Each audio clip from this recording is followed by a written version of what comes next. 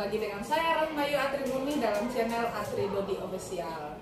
Guys, kali ini kita akan membahas tentang bagaimana caranya mengatur siswa yang sulit diatur. Nah, sebelum lanjut jangan lupa like, komen, dan subscribe. Guys, sebagai seorang guru, mungkin teman-teman di luar sana pasti akan menemukan bagaimana menghadapi siswa-siswa yang semuanya tidak siswa yang patuh. Kadang-kadang sebagian besar dari siswa itu akan melanggar apa yang kita sampaikan. Nah, bagaimana trik kita untuk mengatur mereka yang sulit kita atur? Cara pertama, sebagai seorang guru, kita harus merancang metode pembelajaran yang bervariasi, sehingga anak-anak di kelas bisa kita kuasai. Nah, kalau metode mengajar kita monoton, metode mengajar kita tidak menarik, atau hanya satu saja, flat saja, maka kemungkinan siswa-siswa kita akan bertindak yang macam-macam. Jadi apa yang kita sampaikan pasti nggak didengar, sehingga kita menganggap nih siswa kita sulit untuk kita atur, padahal belum tentu. Cara kedua, sebagai seorang guru, sebelum kita mengajar lebih lanjut pembelajaran apa yang akan kita sampaikan, kita harus buat kesepakatan dulu. Kesepakatan yang bisa ditaati secara bersama. Contoh nih, jadi di kelas itu ada kontrak pembelajaran. Sehingga apa yang disampaikan oleh kita harus sepakati dulu. Apa yang siswa kita mau dan apa yang kita mau. Nah, kemudian kita buat kesepakatan, kemudian kita tanda tangan bersama-sama. Sehingga nanti di saat siswa kita melupakan kesepakatan itu, kita bisa mengingatkannya kembali. Cara yang ketiga, kita harus memberi peringatan kepada siswa. Nah, sekarang kan lagi marak nih, guru tidak boleh marah-marah. Guru tidak boleh memperingati anak dengan cara yang tidak biasa. Nah, berarti kita harus memberi peringatan secara halus atau secara nonverbal. Bagaimana memberikan masukan kepada siswa tersebut sehingga mereka tidak merasa terzolimi, mereka tidak merasa tertindas, dan mereka tidak merasa terintimidasi. Nah, sebagai seorang guru kita harus mempelajari ini lebih baik. Karena apa? Banyak sekali chaos antara kita dan siswa, kita dan orang tua, kita dan masyarakat. Sebagai seorang guru, tidak mungkinlah ya kita mau mengajarkan anak-anak kita ke hal-hal yang jelek. Pasti kita itu cinta dan sayang kepada siswa, tetapi kadangkala perasaan cinta dan sayang kita itu tidak sampai ke siswanya. Maka kita harus memberi peringatan lebih halus dengan cara nonverbal. Ya, begitulah siswa sekarang, guys. Yang keempat, pilih diksi. Dengan melarang siswa jangan dengan menggunakan kata jangan. Karena biasanya anak-anak kalau kita katakan jangan, itu biasanya ingin dicoba, guys.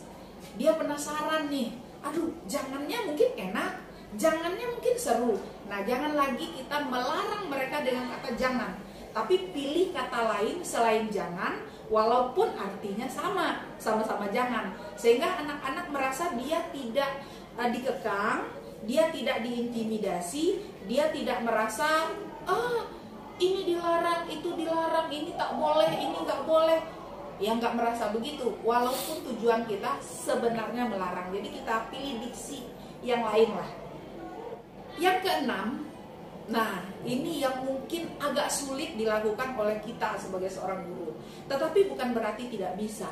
Yang keenam ini kita harus mempelajari kenapa anak kita itu nggak bisa diam. Nah, sulit memang, tetapi bukan berarti tidak bisa. Rata-rata siswa sekarang itu nggak bisa diam.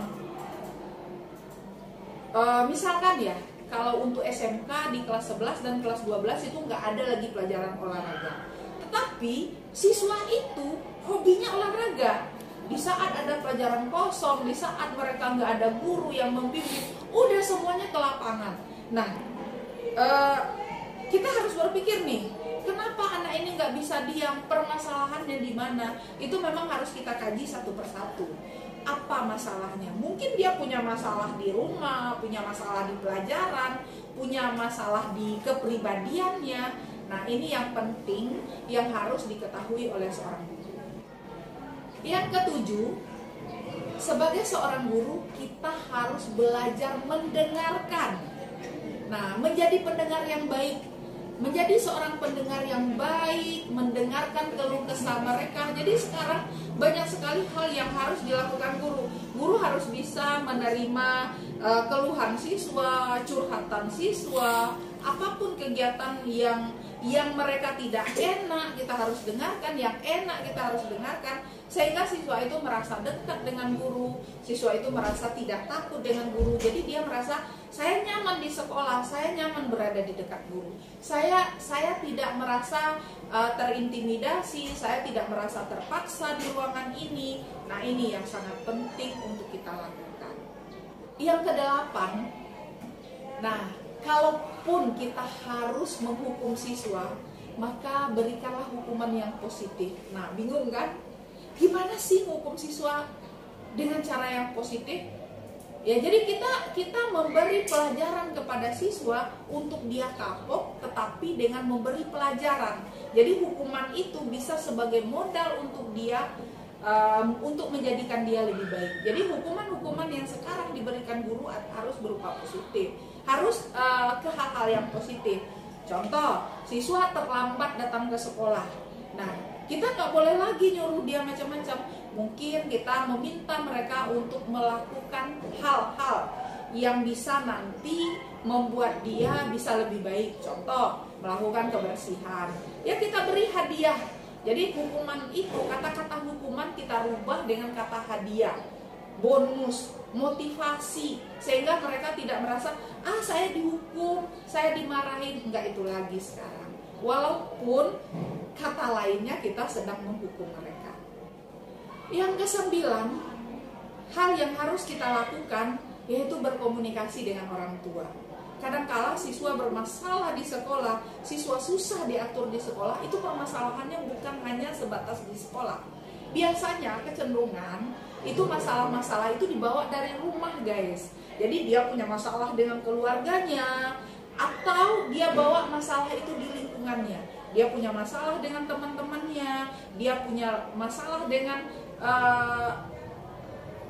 tempat dia berada di luar sekolah. Itu kecenderungan siswa akan membawa ke sekolah, sehingga di sekolah dia jadi susah diatur, mau bergerak, bikin marah, bikin emosi. Nah, itu harus kita komunikasikan dengan orang tua. Kalau ada hal yang bisa kita gali dari orang tua, sehingga kita bisa sama-sama memperbaiki perilaku siswa. Yang ke-10, guys, yang harus dilakukan oleh seorang guru adalah sabar. Sabar. Guru itu ya gimana ya? Digugu dan ditiru. Kemudian omongannya yang bisa menyejukkan, mendamaikan. Walaupun marah-marah, siswanya usahakan dia bisa senyum. Ya gurunya harus sabar. Kalaupun senakal-nakalnya siswa, itu nggak bisa kita lampiaskan ke dia. Jadi kata lain yang harus dilakukan, tips yang terakhir itu adalah sabar, guys. Jadi guru syarat pertama itu harus sabar. Kalau nggak sabar ya udah akan banyak masalah-masalah, bahkan masalah yang ada belum selesai ditambah lagi dengan masalah baru. Nah, guys, itulah tips menghadapi siswa yang sulit atau yang susah untuk diatur. Mudah-mudahan teman-teman di luar sana yang berprofesi sebagai seorang guru bisa menjalankan tips-tips ini dan bermanfaat untuk kita semua. Sampai di sini pertemuan kita. Wassalamualaikum warahmatullahi wabarakatuh.